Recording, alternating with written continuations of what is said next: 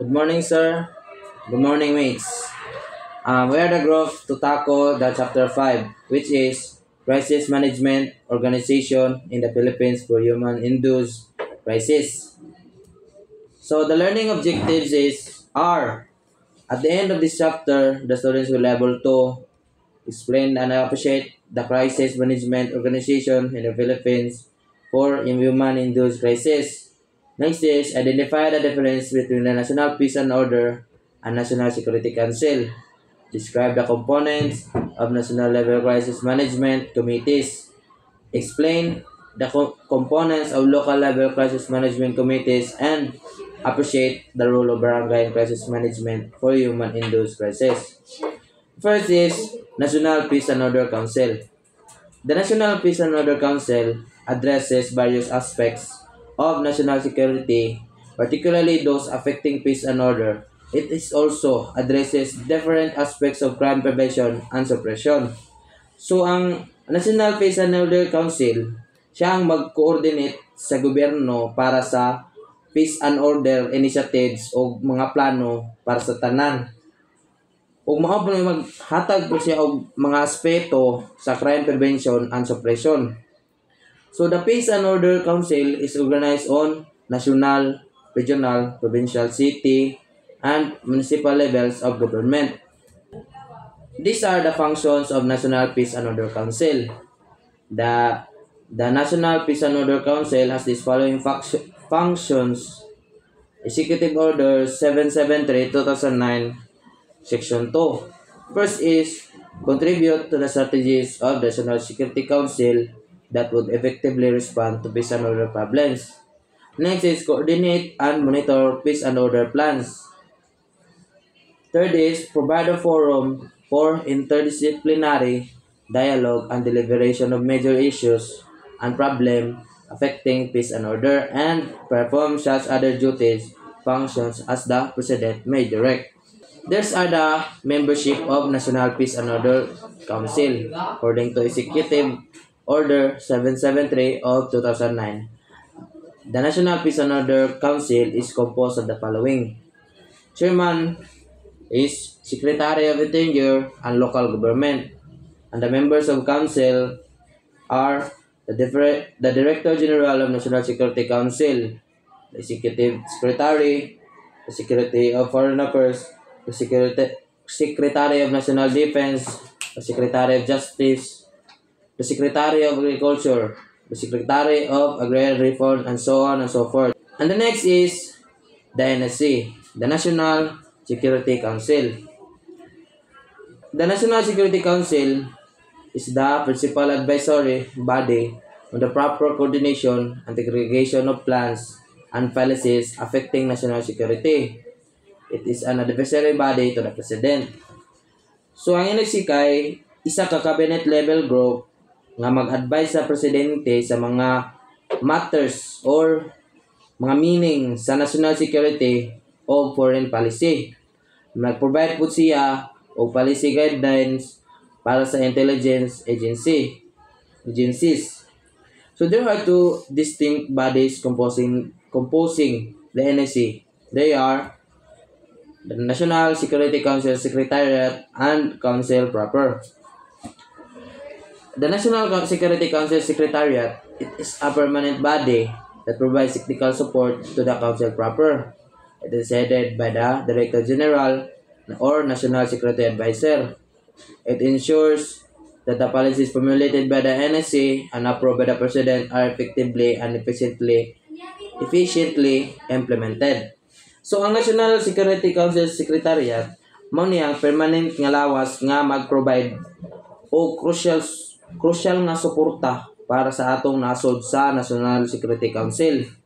Mag-act ni siya as a primary administrative o technical arm to coordinate and integrate plans and policies affecting national security.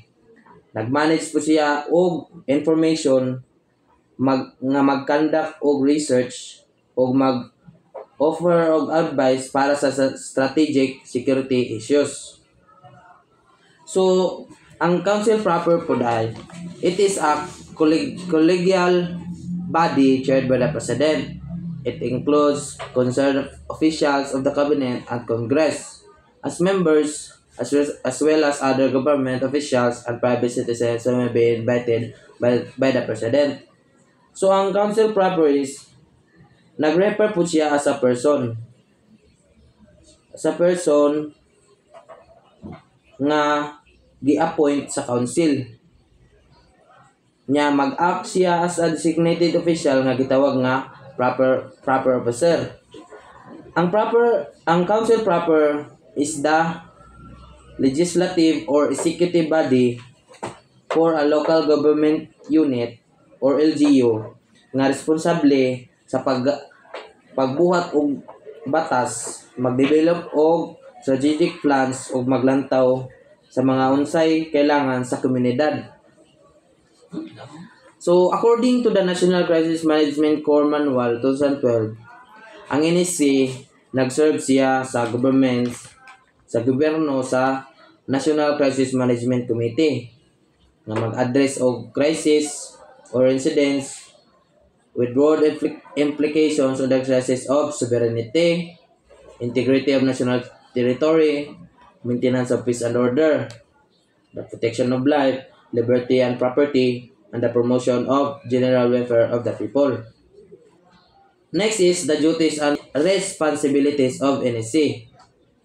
According to Executive Number 115 of 1986, the duties of NSC are as follows. First is advise the President with respect to the integration of domestic, foreign military, political, economic, social, and educational policies relating to the national security. Okay, mag-advise sa Presidente o maghatag og respeto para sa integration or domestic sa mga military, economic nga nag-relate siya sa national security.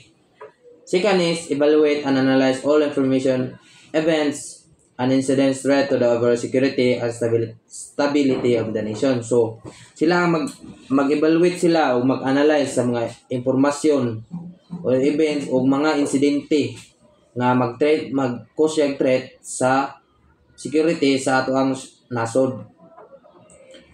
Next is formulate and coordinate the implementation of policies on matters of common interest to the various ministries, departments, and agencies of the government concerned with national security and to make recommendations to the President in connection to it. So sila mag-formulate and coordinate sa mga implementasyon sa mga pulisiya na naghatag og meaning sa common interest sa mga various ministries, sa mga department, agencies nga nag-concern sa national security para makarekomenda sa Presidente. Next is ensure the policies adopted by the NSC on national security are effectively and efficiently implemented. O ensure po nato ang mga polisiya nga gi-adapt sa NSC para mahimo siyang efektibo o efficient sa pag-implementa. Next is make recommendations and or render such other reports at the President may from time to direct. So, maghatag-tag rekomendasyon o ihatag na to ang report sa Presidente from time to time. Our next topic is about National Level Crisis Management Committees. According to the National Crisis Management Corps Manual 2012, National Level Crisis Management Committees are structured as follows. So, A. Executive Committee, National Security Council, National Crisis Management Committee. The Executive Committee, National Security Council, as the National Crisis Management Committee, is the highest executive policy body. So, highest, pinakataas daw ng executive policy body making that addresses man-made crisis at the national level. So, kani siya nga policy, pinakataas o kanang ga-address ni siya or tumutugon sa kanang crisis nga ginahimo sa tao nga national level. So, it informs the President of the situation and initial action of agencies or department and recommend the President an appropriate interagency department respond 100. The President executes his crisis management plan by way of issuance, policies, guidance, and extend to the EXICOM.